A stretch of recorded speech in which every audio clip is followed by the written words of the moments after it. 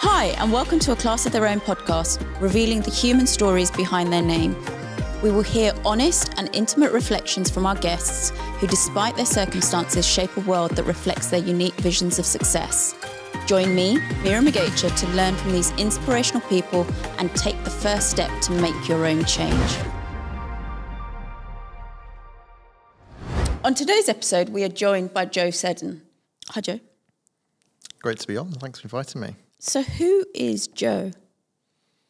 I don't know. I think one of the difficulties about being an entrepreneur is you almost have to become a meme of yourself in many ways, because the rise of social media has meant that the primary distribution channel for, I think, all businesses, but especially tech businesses, is through social. So as a founder, you almost have a responsibility to build your personal brand alongside the company brand, because in the early days, like, you are the brand.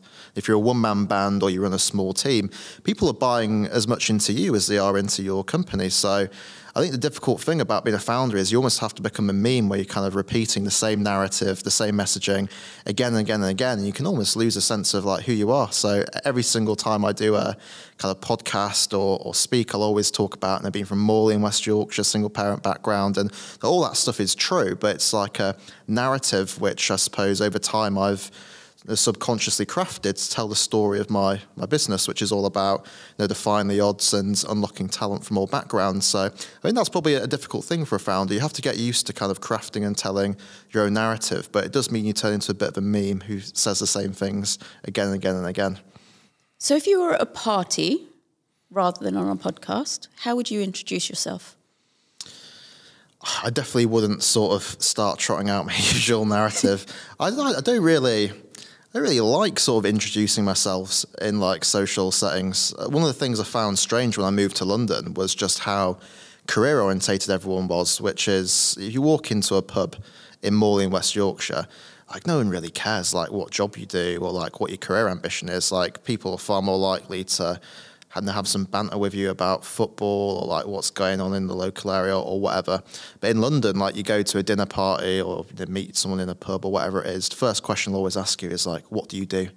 I think in a big city, often people are defined by their job title or their academic record or their career ambition. But I found that quite strange because that's certainly not a universal experience. In small towns in the UK, that way of kind of identifying yourself is quite strange. So I probably still have that northernness within me, which is if I go out and about and meet new people, I try not to speak too much about my my kind of narrative and just try and have a genuine conversation with someone, because like you don't always want to be defined by your like business narrative at the end of the day. Like I think it's really important to have the clear messaging that brings your business story to life through your own personal story, but you don't necessarily want that to invade every facet of your social life, because then you do become a walking meme. So who is Joe without the walking meme of the business and the entrepreneurship? I think that zero gravity is such a massive part of my life, but like when I sort of put that in a box and look outside that, like I suppose I really like football. I've always been interested in like, big ideas, philosophy, politics, economics. That was my degree subject. Now I've always like had a strong sense of like purpose and mission. I think it's because like I've never been a particularly financially orientated person. Like my big dream was to kind of like do something that was have a genuine impact on people's lives and like get a sense that I was like building something that was meaningful. So I suppose those are the things I'd say like define me, like above and beyond my like career and education highlights. I think it's that sense of like mission and purpose, but like rooted in the kind of values of where I grew up. And I'm quite a direct, no nonsense person. I'd say I'm quite resilient as well, and I've had to overcome quite a lot of challenges to get where I am. But fundamentally, I want to like extend that to more people, because when you live in a big city like London, it is quite a Darwinian place where sometimes you look around and you think everyone's kind of in it for themselves or so focused on their own journey. But the lesson I found in my own journey is that the more you help other people, the more you get back yourself. So I think that's quite a key value as well. I wouldn't say like I'm necessarily crazy level altruistic or they're more empathetic or compassionate than people. But I've just found that over time, the more you give, the more you get. And I think that's probably a core belief which has informed the way I go about things. So talking about your challenges, tell us about your journey, your childhood journey. Sure. So I went to state schools. I was raised in a single parent family, and it was very unorthodox for people where I lived in Morley to aspire to go to a top university. In my kind of lifetime, the idea of going to university at all became more normal. Around 50% of all young people in the country now go to university, so that had kind of become a more accessible opportunity. But when it comes to those very, very top elite universities, for many people attending state schools in small suburban towns, detached from opportunity, those institutions seemed completely out of reach. And indeed, when you look at the statistics, if you're born in a wealthy family in the UK, your chance of going to an elite university is 6 times higher than someone from a lower income family. So that gap is absolutely massive. Even though university as a whole has been made more accessible over the past 20 years, the top universities still kind of live in a bubble of kind of wealth and privilege. And Oxbridge was never really on my radar at school. I only started thinking about applying there once I got my GCSEs and thought maybe I do have a chance of going to a place like that. But I just found a massive uphill battle.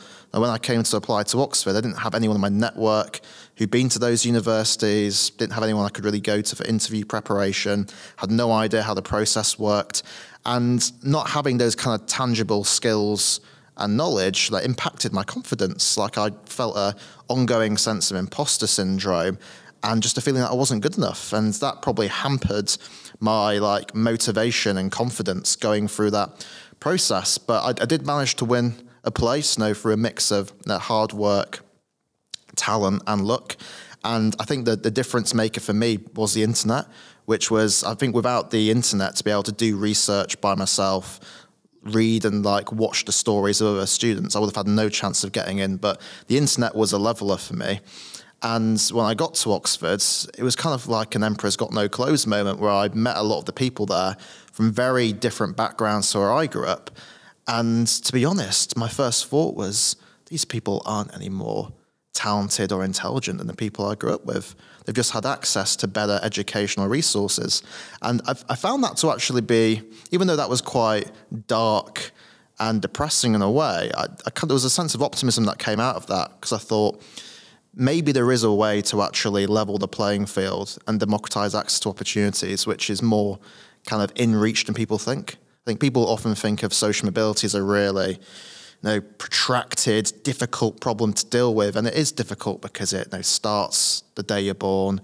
There's all sorts of factors that come into play. But I think there's more people out there who have the raw talent and kind of mentality to get into these elite institutions than people realise. You just have to find them and help them kick the ball in the back of the net. And that was the insight that came out for me in my university journey. I thought, these people aren't any more talented than the people I grew up with. I just need to create something that really catalyses people from areas like mine to get into those institutions. And that was where the idea for Zero Gravity came from. So let's take a step back, a big step back. So before Oxford became a thing that you were aspiring to go to, where did that drive come from? Within you or an external source? It's a big question, isn't it? Are entrepreneurs born, or are they made by their environment? And I think for me, there were certain parts of my upbringing that definitely created the key characteristics and mentality that enabled me to go on an entrepreneurial journey, or even the journey to a kind of competitive elite institution.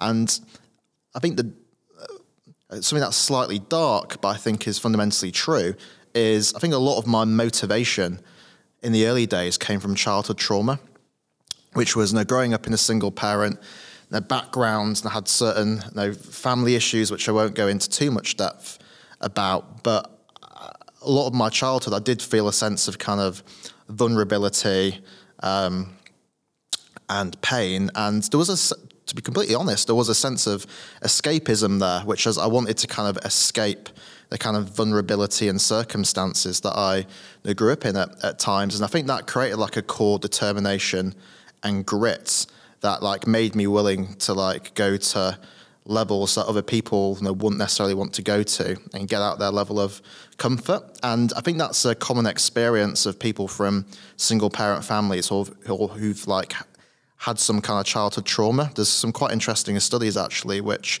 create a clear link between entrepreneurship, also politics as well, and people from single parent families, which is, I think, any career which requires an incredible amount of like resilience and relentlessness tends to skew towards people who had some kind of traumatic incident in their childhood.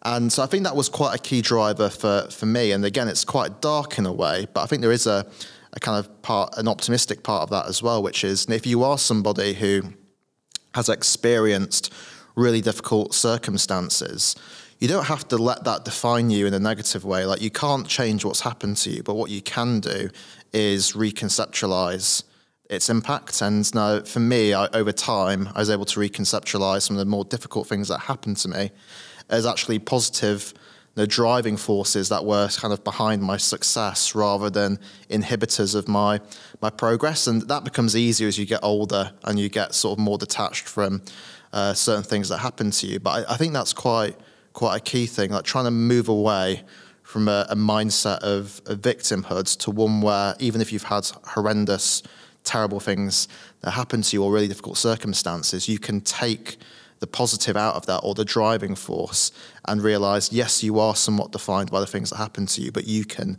reconceptualize what that means. And I think that was quite key for me. And was there a pivotal moment in your childhood, early life that helped you do that? Like, where did that come from, I suppose?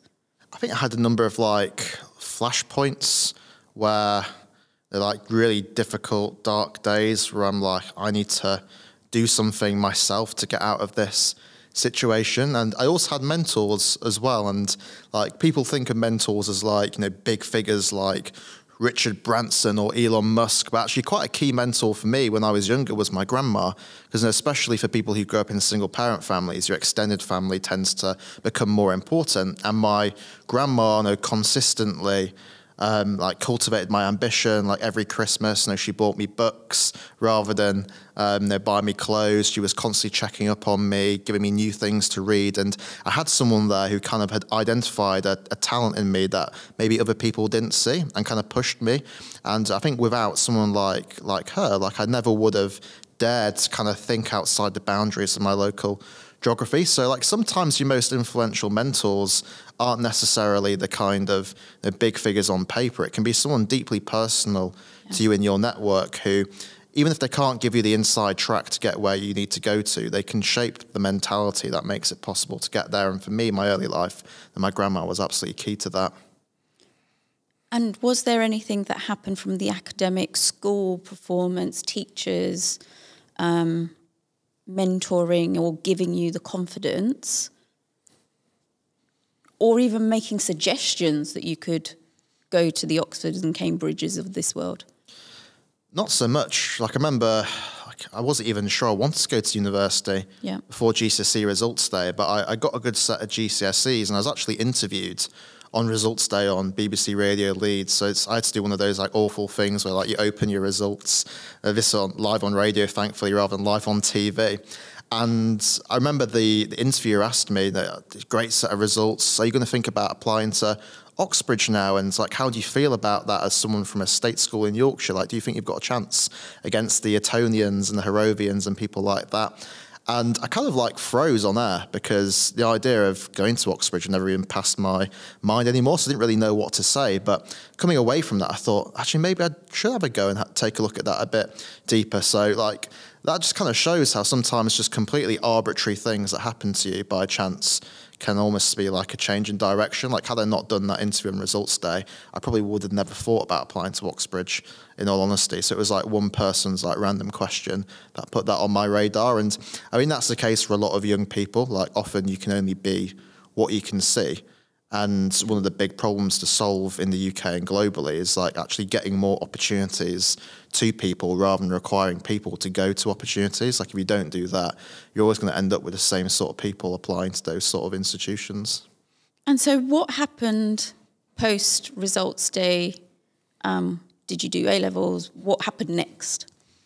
Yes, I did. I did A-levels at the same school, and I just kind of got down to business and like kept going with my work. And I didn't know if like going to Oxbridge was realistic, but I thought I'm going to give it my best go possible.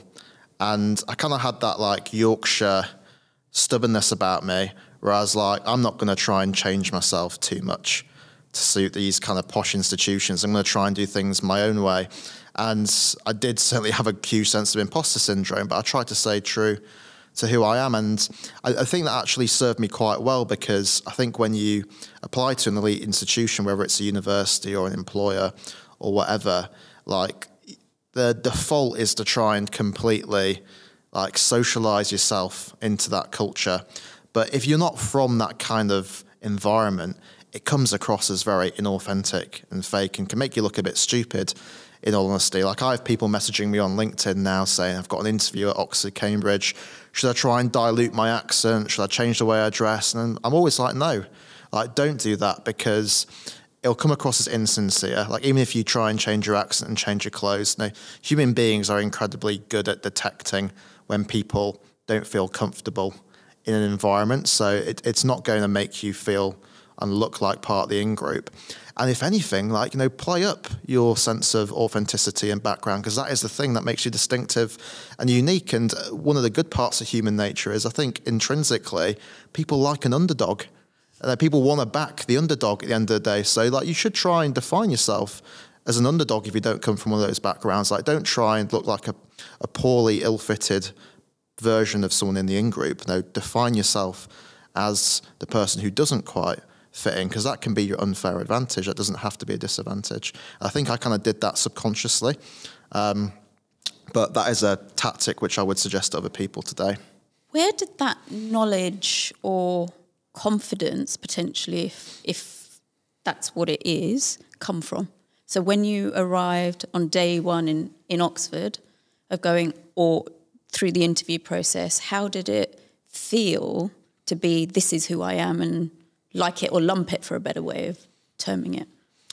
Well, I wasn't always confident. I was quite a shy kid in many ways. And I remember when I got to Oxford, and I did feel a sense of imposter syndrome, where I met people from very different backgrounds and felt, oh, maybe I don't fully fit in here. But I think underlying that, I did always have kind of like a deluded sense of my own like power and agency in the world. And I don't fully know where that came from, but I think the only thing I can really point to is in my own life, I'd consistently seen how I was able to defy the odds, like whether it was getting into like Oxford or doing well on my exams, or various like other things that I did. I saw it was possible to defy the odds if you just committed to trying to get like 1% better every week. And maybe that did create a kind of like delusional capacity within myself, where I thought, and if I just commit to doing something 1% better every week, I can do something that seems completely incredible and unfathomable. But I suppose that was quite a deep-seated belief I had, which is you can create like transformational change and impact in your own life over time if you get committed to being on that 1% better curve. And I think that was just something that was proven to me through experience. And again, I think that is an unfair advantage of people who come from lower opportunity backgrounds, because if you're able to prove to yourself you can defy the odds once or twice, like why can't you become a person whose identity is odds defying gravity? I think that's a powerful belief that is not as accessible to people who come from more affluent backgrounds, it's where it's more difficult to prove that you're an odds defying person. So I think that just became part of my identity and self-belief, that I am somebody who can defy the odds, and that was just reinforced through experience over time. What's one of your first or earliest memories at Oxford that helped define what you did next? I think one of my first memories, as I mentioned at the beginning, was I remember going to the pub on the first day of Freshers' Week, meeting a lot of the other people there, and my one kind of self-doubting belief before I came was, like, am I going to be as good as the other people at this university? I remember, like, speaking to people in the pub and sort of getting to know them and just, like, realising, like, these people aren't fundamentally any more talented than people I grew up with. They just kind of wear a different kind of like social skin in many ways. Like maybe they're more articulate, maybe they've got more cultural capital, to use the wanky phrase, and they've been to more places, they've seen more stuff. But these people aren't more intelligent than people I went to school with, and that was, I think, a early defining experience, because that set me up for everything I was going to do next, which is I don't think people are defined by their background. I think it is possible to define people by their potential. And I think social mobility is a solvable problem. And that was a belief which landed in my brain on Freshers' Week at Oxford University, and has probably been the defining belief in my business since then. Was there any form of acceptance or unacceptance from people when you shared where you came from, or your accent, or what you wore, or any of those defying moments that we hear about from a social economic background? I think sort of class discrimination is far more subtle nowadays. And if you went to university in the 1970s and 80s, you might have seen more explicit discrimination with people saying certain things about where people live or where they went to school. I think nowadays there is more consciousness of that. So it's far more subtle. And in many ways that makes it a bit more insidious, because it's more difficult to put your finger on it, but it can show itself a number of ways in terms of who people become friends with, what opportunities people are exposed to, just little comments and digs or underlying assumptions. So I think people from state schools at Oxford now face far less explicit prejudice than they did 30 years ago, but I think many people still kind of feel defined or trapped by where they're from, just the idea of that person's not going to be doing an internship this summer because their dad doesn't know X or Y, or that person's not going to want to come on our skiing holiday, or they can't come. There's all that stuff bubbling away in the background, which is a bit more subtle, but is still there. And one of the things I also saw was the flip side of imposter syndrome, which is, if you are making a journey from one background or environment to another, you don't just face imposter syndrome in your new environment, but you also start to get dislocated from your old environment as well. You can call it what you want, like social mobility guilt or whatever else. But I remember people back home where I grew up started to look at me in a different way. My accent got diluted over time as I kind of subconsciously trying to fit in a little bit. Even though I resisted that, you just can't help it. If you're surrounded by people who speak in a certain way, you are subconsciously going to start to mimic them in terms of your accent and language. And people back at home started to think I was becoming a bit posh. My interests changed a little bit. Doing things that people from Morley wouldn't necessarily do. And that made people where I grew up thinking that person's no longer fully part of our community anymore. So you kind of get trapped in a schism, not fully fitting in where you're going, but also becoming dislocated where you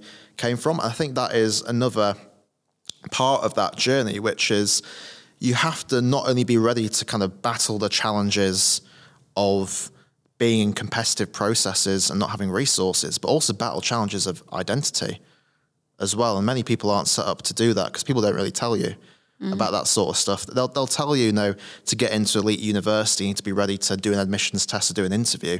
They won't tell you you need to be ready to grapple with fundamental questions of who you are and what kind of person you want to be, because that sounds just a bit too philosophical or therapizing. But that stuff is just as important in many ways as those more kind of harder, tangible questions about preparing for tests and admissions processes and so on and so forth.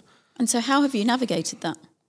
I didn't really know how to navigate it at the beginning. I just kind of worked out what worked for me over time. And I think getting older helps as well. I think when you sort of start at university, you don't want to be the person who puts their hand up and says, no, I'm from the north, I'm from a state school, I'm from a single parent background, because that kind of immediately marks you out as different, and it's not necessarily cool or easy to talk about. But once you get older, it's easier to kind of look back over your life and kind of redefine your narrative. So I never would have wanted to tell my friends at school that I was from a single parent background, because that was something that's a little bit embarrassing. But I don't really mind talking about that nowadays, because I can talk about that in a way, hopefully, that empowers other people, and I can empower myself by talking about it. So I think with those questions of identity, it becomes easier over time, but it doesn't feel nice in the moment, when you are going through an identity shift, like you do have to ask some of those fundamental questions about yourself. And all you can really do, in my opinion, is just like look into the depths of who you are and just try and find your way through it. But it's hard. It's difficult, and it's not supposed to feel nice. Like, it isn't nice. And if you came back to Morley during the holidays from Oxford, how did you navigate that with people in Morley versus then coming back and then having to navigate it back the other way when you came back to Oxford? And let's take it now that you're in year 3 of the degree rather than in your early years of starting at Oxford.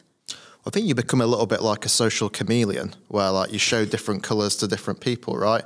So like when I came back home, I'd go out with my mates, talk about football, music, the things I was interested in since childhood, but I wouldn't try and have intellectual conversations about like what's going on in European politics and the state of the world, because that wasn't something that necessarily was like normal dinner table conversation growing up in Morley. Whilst when I was at Oxford, and I would maybe talk about some of those things, because it was an environment where that kind of stuff was like encouraged. So I think like you show different colours to different people, and it's fine to be somebody who has a slightly, I don't know what the right word is, but like a schism within yourself. Like you can be the person at the weekend who likes going out to the football, getting drunk, chanting, throwing beers around, whatever it is, and during the week be the person in the office in the suit, talking to clients in a law firm. Like you can be both of those things. Like your identity, I don't think, has to be uniform, and I think that's quite a big lesson for social mobility, which is like you don't fully have to change your identity in order to fit in. Like you can retain parts of yourself that like are more rooted in your background, and then also show new parts of yourself as well. You don't have to lean completely in either direction. Actually, you can do both, and that's what I found over time. But it's easy to say that now, like making that kind of identity leap is more difficult when you're going through the first part of the change. And is there any advice you would give a young person who's going through that right now? What would be your advice to them? I think the main thing is understanding, which is it feels awful, it's difficult, it's hard, it's supposed to be. Thousands of other people are in your boat as well and are going through the same thing. So I think understanding is the first thing. And then I think the second thing is just like you will work out over time, if you reflect on who you are and your fundamental values, like how you want to portray yourself to other people, and that will take time, but the only person who can solve those questions is you. Like, don't let anybody else force an identity upon yourself. Like, look deep into your depths of your soul and work that out. And yeah, that sounds a little bit philosophical and vague, but I don't think there is any better answer than that, in all honesty. Like, only you can decide what kind of person you want to be. So what happens after Oxford?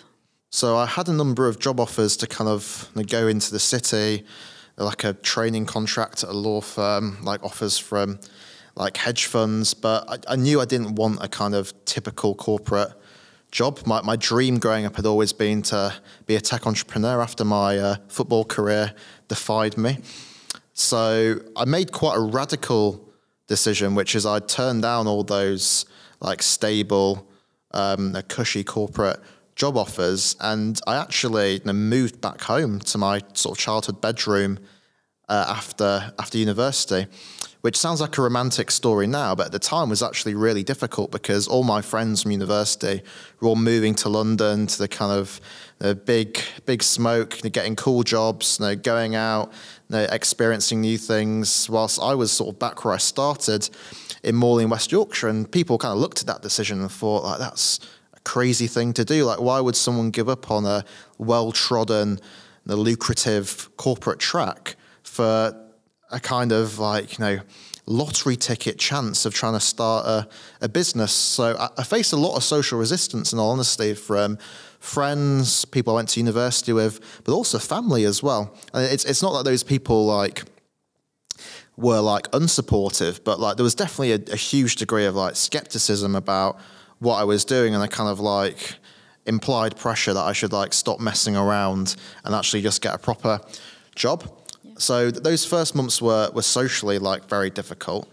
And I think starting a business is also like a very difficult challenge as well, because I think entrepreneurship is often narrated as like a overnight success story. Like when you look at like cultural artifacts of entrepreneurship, whether it's movies, podcasts or whatnot, you hear these overnight success stories and you think, no, my journey is going to be like that as well.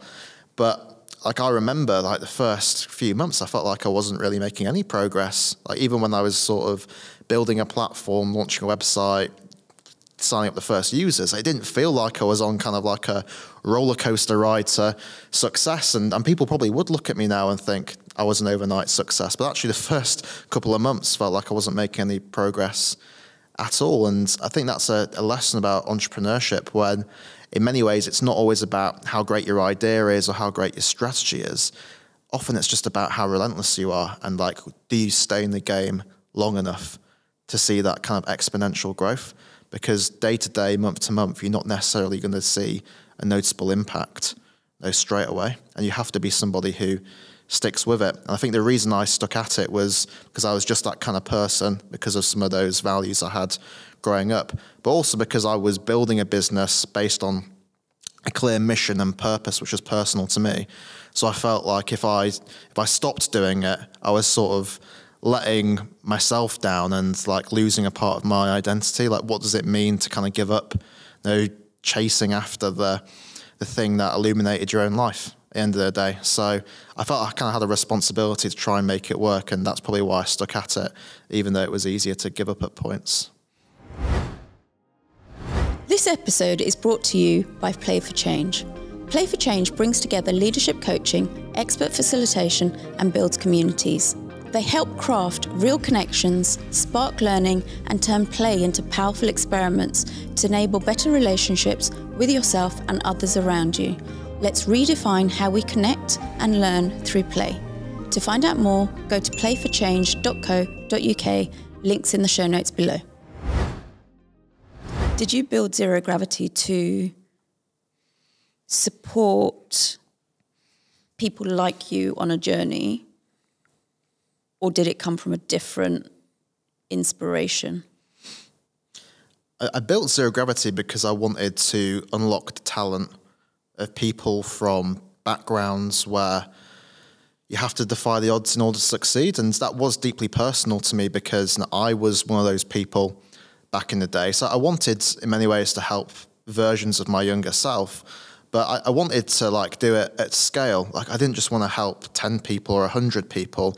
I wanted to create something truly industry defining, because as I mentioned, I felt like social mobility, even though it's a deep, difficult problem, is fundamentally solvable. I'd seen technology solve so many other problems in my life, and I thought, why can't technology be used to solve this one? So it was personal, but I didn't want my impact to be personal. I wanted my impact to be at an astronomical scale, and that's why I went down the tech startup route. So tell us, what is Zero Gravity? So Zero Gravity is a tech platform that powers students from low opportunity backgrounds into uni, into work, and into life, I suppose. So we use technology to identify talented students from low opportunity areas who might not look like the most talented, unbelievable student on paper, but if you know about the full context of their background, that person is an incredible, odds-defying overperformer. And we give those students access to all the things you need to succeed. Mentors, content, bringing opportunities directly to people, finance as well, and also a community of like-minded individuals. So people, they get to go on the journey of other people with similar ambitions like them, and don't feel like the only person in their hometown who kind of has a particular ambition. So we've just kind of found a way to digitize all those things and deliver it on an app and a platform that's super easy to use. And I think that's the beauty of technology, which is if you create something that works, you can engage people far more deeply than you ever can in the real world. And you can also do it in a way which is scalable, where you support tens of thousands of people without having to employ tens of thousands of people to make that work. And I think this is something that in the education and career space in particular is sometimes forgotten, because like when it comes to leveling the playing field in education, people naturally are drawn to things in schools and teachers and so on and so forth. But students spend more time on their phones per week nowadays than they do in the classroom. So actually, if you want to get to young people and engage them where they are, you're actually better off starting with where they spend their time digitally than you are in a school environment. And that was part of the idea behind Zero Gravity. Rather than work through schools and universities, we're going to work through people's phones instead. And what would you say has been the success of Zero Gravity so far? You can look at success in a number of ways. Like the first time I knew Zero Gravity was working and having an impact is when I first launched it from my student bedroom and got going over the first 4 or 5 months. Like I knew all of the initial Zero Gravity members by name, because like we only had just over 100 of them, and I kind of constantly checked in with them all personally because I wanted to get a sense of like, is this product working? How can we make it better? What's the journey these people are going through? And I remember that some of the initial users ringing me up and telling me, I've just got an offer for Oxford University. I'm the first person in my school's history to get a place, and this is incredible. And I remember just hearing those stories and thinking like, wow, like this is kind of like transformative stuff. Like this could be a brand which like isn't just a nice to have, but is seen as like a fundamental part of someone's identity. But also like this is kind of easy as well, because maybe I shouldn't be saying this, but the people we're working with have all the raw materials to get into these institutions, and they just need a bit of help to kick the ball in the back in that. So we can have a transformational impact, but in a way that doesn't require like a massive amount of resource. Like we just need to find a way to find these people and just give them the resources they need on a digital platform to help them kick the ball in the back in that. So I thought that is the magic formula. Said very basically, let's just try and do that. So those initial members who got into top unis sort of provided the validation. And then I just set about scaling that. And now we've supported over 8,000 students from low opportunity backgrounds into the sort of top third universities in the UK. I'm particularly proud that we've supported over 800 students into Oxbridge, because that was personal to me because of my own journey. Yeah. Around 1 in 4 of all of the students from low income backgrounds starting at Oxbridge last year came through Zero Gravity. So like I think we're having a real tangible impact now on the kind of demographics of some of these elite institutions, and we've moved our focus to increasingly looking at how do we get people into elite careers, and then we're working with some of the top employers in the UK to do that. And my mission is to like really tangibly change the odds of people from low opportunity backgrounds like getting these opportunities. And I don't think that has to be a miracle in order to happen. I think just by continuing to develop our technology, our brands, we can take people who have all the raw talent, the mentality to make it happen, and just help them kick the ball in the back of the net. And that's what we're doing.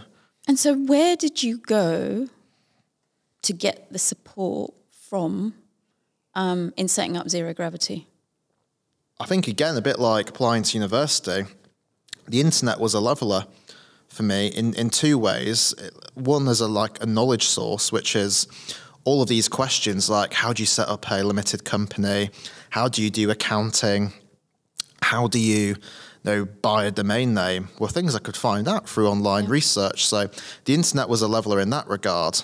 But also, like secondarily, like the internet and technology makes it possible to start a business with very little money. So I was able to build a website, build a very basic tech platform based on coding skills that I'd self-taught, and create social media content and get hundreds of users using our service on like very little money. Like I started Zero Gravity with the last 200 quid of my student loan, and that 200 quid lasted for a couple of months. So like it's very difficult to scale something to a huge level with little money. But in terms of just getting going and validating an idea, you can do that on very low budget. And again, technology has leveled the playing field in that regard, because 30, 40 years ago, it was much harder to like validate an idea and start a business with no money whatsoever. So technology was a democratizing force for me in that sense. And I just had a curiosity where in the early days I was a solo founder.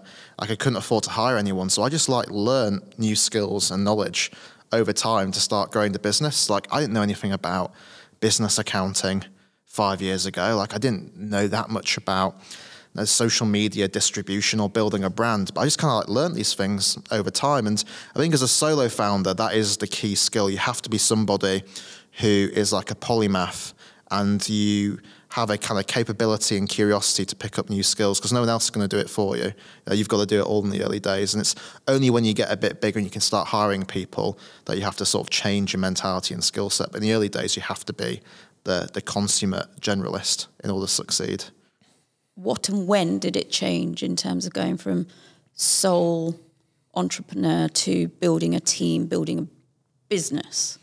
So after a couple of months, I moved down to London, and I resisted that as long as possible because I couldn't really afford to move down. I spent my first couple of months in London, like kind of just eating supermarket pasta every day because I could sort of barely afford the rent, which again sounds romantic now, but at the time didn't feel very nice at all, like crippling sort of financial anxiety when I first moved down. But I saw the platform was having an impact. I saw that the brand really resonated with people. We were getting a big uptick in user acquisition without spending any money on paid media. And I also created a PR flywheel as well, where the people we were helping were so kind of interesting and extraordinary, like conventional media outlets like newspapers and broadcast channels that wanted to cover the stories of those people. And that was our competitive, unfair advantage in many ways, because I got huge amounts of exposure from PR without spending any money through just the stories of the people on the platform. And that meant that I had loads of interesting people come to me, and the people whose networks and circles I would never have been in otherwise heard the story of Zero Gravity and how it's having an impact and got in touch. So the very first investor in Zero Gravity actually read about us in the Times, sent me a kind of cold email, and we met up in a pub in North London, and then the rest is history. I think we actually had like bangers and mash and like a beer. And then at the end of that, he said, well, let's meet again and maybe talk about how I can invest in this organisation. And I had similar experience with a couple of other people as well. So I think trying to build a brand that has a clear mission, purpose behind it, and really resonates with people, that is your unfair advantage. Sometimes people think there's a kind of trade-off being a mission-driven company. I actually think it's the opposite. Like having a purpose behind what you're doing and be able to tell that story, you're going to bring people into your orbit you would never otherwise be able to access. And it's difficult to do that if you're building kind of like a boring fintech company. It's much easier to do that if you're building a company with a kind of purpose behind it. So in 5 years, we've gone from in bedroom to a team of 10 to 25 people.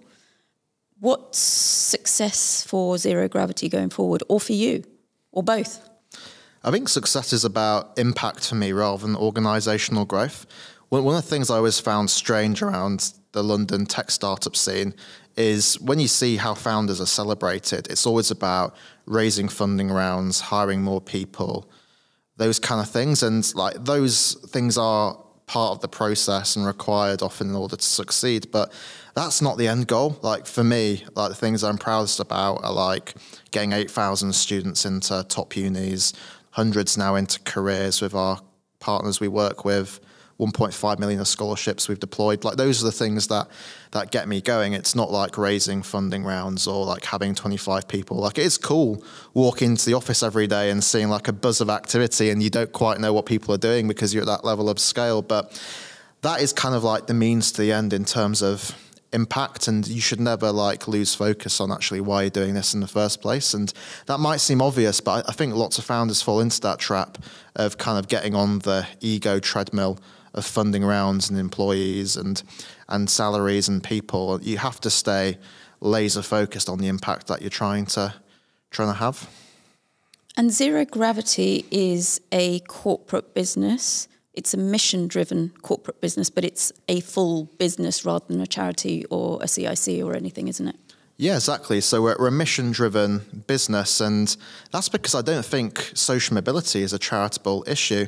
The people often see it through a charitable lens, like, getting people from low opportunity backgrounds into top universities and jobs. And there is part of it which is about social justice, fairness and equality. But ultimately for me, it's about talent. It's about utilizing talent from all backgrounds. And that's not just good for the individuals, that's good for the universities and employers they go into as well, because I think we've got quite complacent as a country and society that we have the magic formula for creating a better future and like dynamism and growth.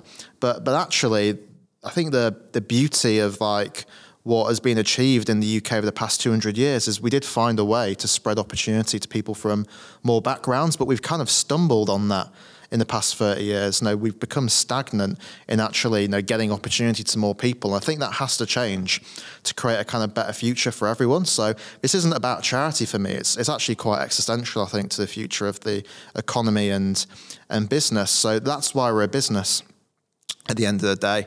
And I wanted my feet held to the fire as well.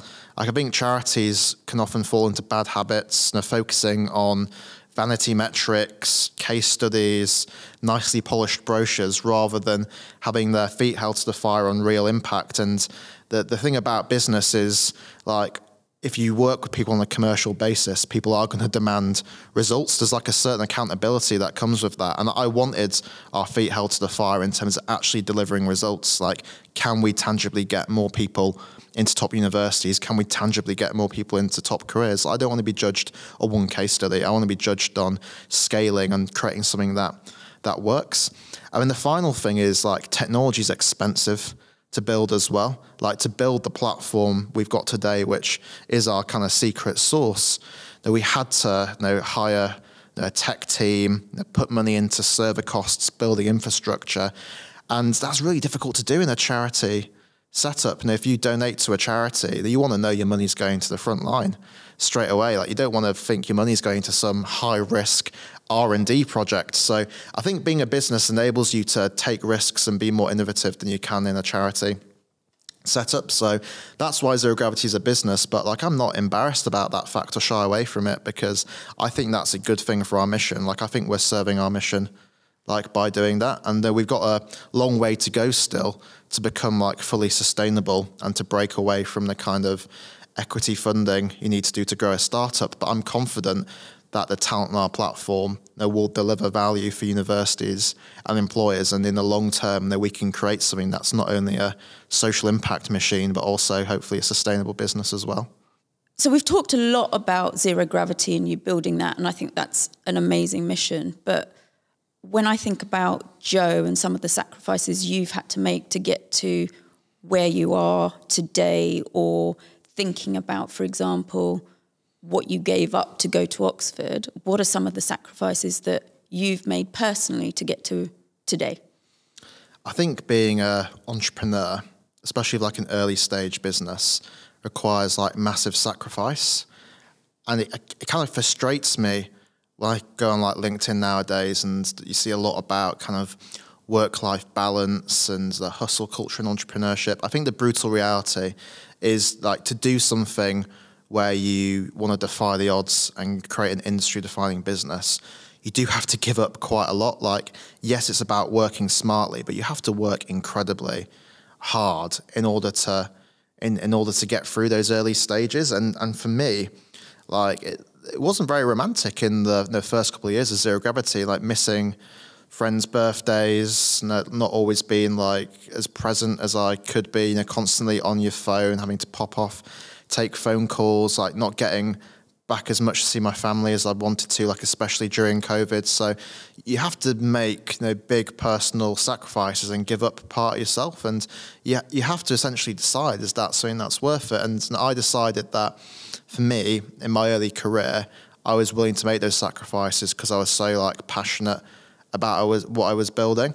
But for other people I know who've like made similar sacrifices, often they run into like an existential problem, because they kind of figure out over time the thing that they're sacrificing life for isn't worth it. And that's why I think that choosing your career carefully is so important, because if you are going to sacrifice a lot and give up a lot for something, you better make sure it's the right choice and it's a motivating factor. And I think Zero Gravity's mission was a difference maker for me and why I was comfortable with making those sacrifices.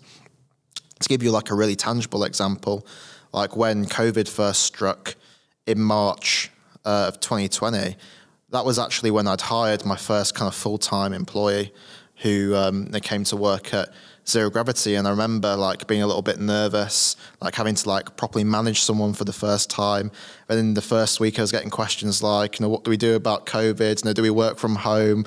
What happens with sick pay and stuff like that? And I was thinking, gosh, like this is the baptism of fire, living through a like once in a generation crisis whilst being my first week managing someone. And I remember like thinking when the lockdown happened, do I go back home to be with my family during this like really anxiety inducing, scary time? Or do I stay in London and like be in the place where I've just hired the first team member at Zero Gravity and be present like where I need to be for the business? And I decided the latter. And that was at the beginning of COVID where it still wasn't clear yet whether COVID was going to be like a massive existential disease or whether it was just going to be like a really nasty pandemic that would dissipate after a year. But I chose the latter, and that was a big decision at the time. But I felt like I had a responsibility for what I was building, but that was a difficult choice, having to do those like weekly phone calls back home and being worried about parents, grandparents, but not being able to physically see them. So I didn't see my family for like almost like 9 months during that COVID period because I'd made the decision to stay in London, and that was a really big sacrifice. But I imagine many people can tell a similar story to that. And in terms of relationships, you talked a bit about, there's this Oxford life and there's the Morley life. What do your relationships look like today from both of those different groups? Do they come together? Are they always separate? What's life like in terms of friendships? I think like mainly separate nowadays. Like when I was at university, tried to bring various parts of my life together, but people just gravitate to different locations at the end of the day. Like all my friends from Oxford moved down to London after university, and pretty much all my friends I grew up with are still living within a 4-kilometre radius of where we grew up. So just in different parts of the country at the end of the day. I think it's easier said than done to try and kind of bring your different like social groups together, and that's why I do think you just need to get comfortable kind of like flitting between multiple groups. It's difficult to get that like melting pot effect because ultimately people from a similar background identity tend to stick together. That's just human nature. So I try and get up north a couple of times a year. Like whenever I do business stuff up in Leeds, Manchester, I always like try and nip back home and see my mates. But yeah, it's difficult to like keep it all going, in all honesty. Possibly an awkward question, but where do you now feel most comfortable? Probably in the place where you spend the most time at the end of the day. So like I live in London now. Like I probably got used to London life. Like I love going back home to Yorkshire at Christmas and sort of it's a slower pace. People are nicer.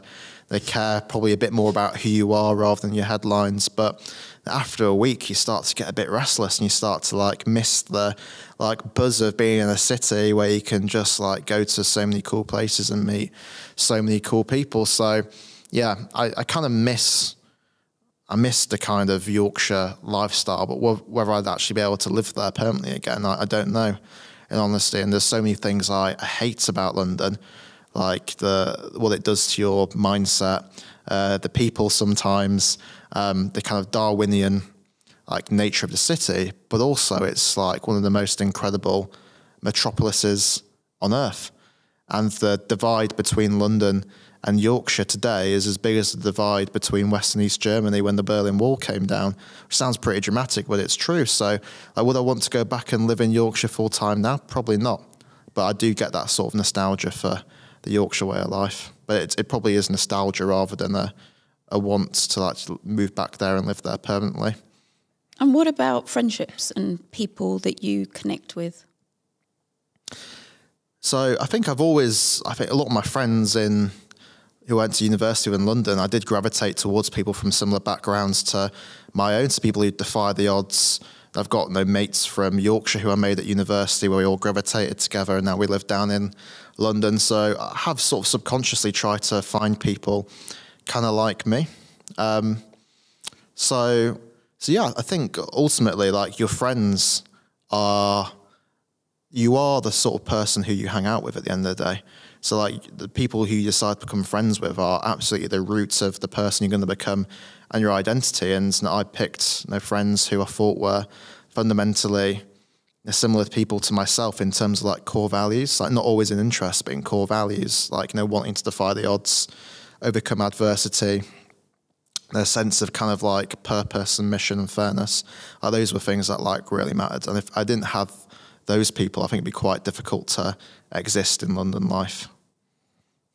And what does Joe do for his mental health? I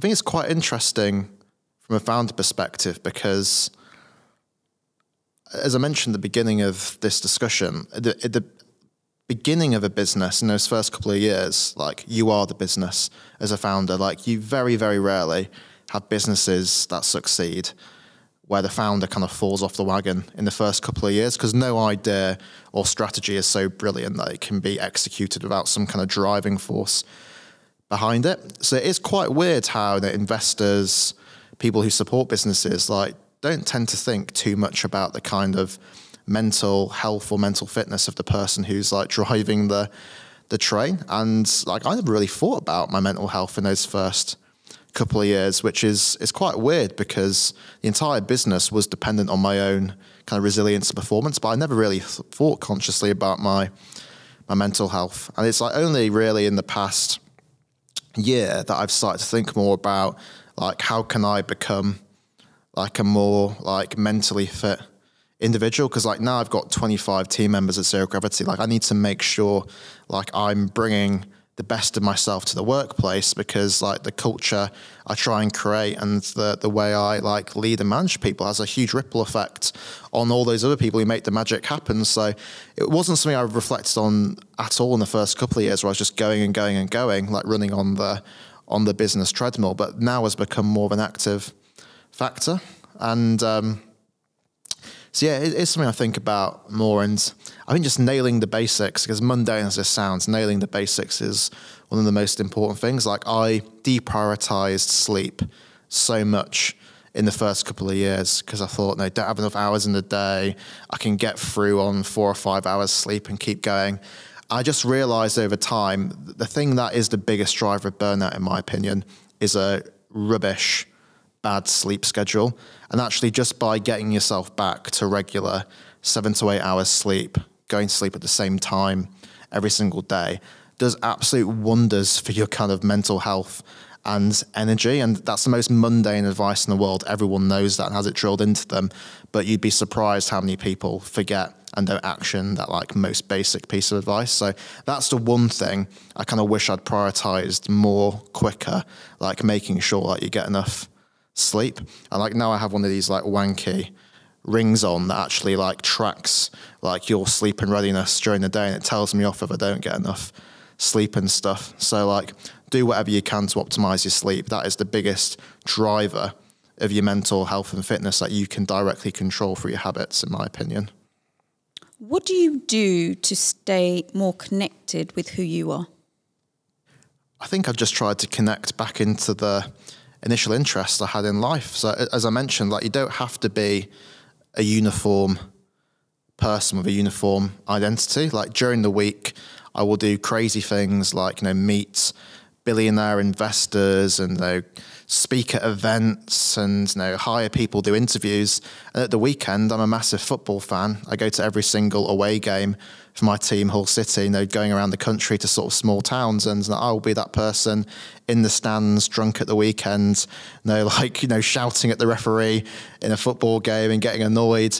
And you can be both of those things. Like, you don't have to be one or the other. So I try and connect back into the things that I loved growing up, and like football was a big one of those for me. And that is like my release valve, like doing that. And I don't think that undermines being a business leader. I think you can be one person the weekend, another during the week. How much does Joe live by the should-isms of life versus what you want to do? What do you mean by should-isms? So the cultural norms of now that I'm a founder, now that I am an entrepreneur, I should do, I should be, I am, versus Joe is still self-discovering, still finding out who he is, but I am play acting or I am acting in a certain way because that's what society, people, funders, investors expect of me versus this is me, accept me as my whole self. Yeah. I've always been a contrarian person, in honesty. Again, maybe that's like the Yorkshire stubbornness, but I've always questioned assumptions and tried to like take an unconventional route. I actually think that's a really key criteria of any founder, because if you just do exactly the same as everyone else is doing, what's your competitive advantage at the end of the day? And like when I first founded Zero Gravity, I looked at what was going on in the education industry and career industry. And to be honest, I thought a lot of the underlying assumptions were incorrect. You know, that social mobility is a charity issue, that you can't create impact digitally. That sounds ridiculous to say now, but when I first started Zero Gravity, I'd have meetings with like dons at Oxford who'd say, you can never influence someone's chances of getting in through a video call or online, that you have to get people in person to the university. And I just fundamentally didn't believe that. And no, I also believe that you can create transformational change over time, you know, through the power of the habit, through the power of compounding. Now, I didn't believe in the kind of risk averseness of like many institutions. I thought, no, you have to do something which has like risk attached to it in order to succeed. Like many universities' employers didn't like the idea of people being able to freely talk in a community on a platform, because that seemed dangerous. You can't control it. If you have someone mentoring someone, maybe they'll say the wrong thing. But in my mind, actually creating human relationships which aren't perfect, but where people do resonate with each other and feel free, is far more impactful than trying to create something incredibly kind of controlled and risk mitigated. So I think it's good to like look at the assumptions in the area you work in and challenge them. And I've always been that kind of person. Like when I was at Oxford, like I didn't attend any lectures. Everyone's kind of idea of being a perfect student was getting up at 9 o'clock in the morning, going to lectures all day, going to the library and doing your work. I woke up at sort of 5 to 12 every day because I was somebody who didn't like early mornings. And that was just the sort of person I was. I didn't go to lectures because I didn't find that way of learning very engaging. And I just did things my own way. And I kind of like did a lot of the reading myself. Like I watched stuff online. Like I worked late in the afternoon and evening rather than in the morning. And I just kind of adapted things to my schedule. So I think being somebody who questions assumptions and expectations is a good thing. Like that can be your unfair advantage. So we started this interview with who is Joe? I'm going to go back round and go, is there a different answer or an added answer to who is Joe? I think I'm still on a journey of self-discovery. I think in many ways, like who you are, as I mentioned, is like who you hang around with and how other people see you. And probably many people see me as kind of like a founder, mission-driven person, and that is a big factor of who I am. But I want to keep like proving that that's real. And you know, the more people I kind of meet who reflect that back to me, like the more I can feel comfortable that is my identity. So yeah, still work in progress like everyone else, but I'd hope I can go on impacting more people through what I'm doing. Awesome. Thank you. Great. If you enjoyed that conversation, then please share A Class of Their Own podcast with your friends and family and keep spreading the word to those that haven't discovered us yet. It makes a huge impact on our ability to have the people you want. Keep being you through connection, learning and play. You are a class of your own.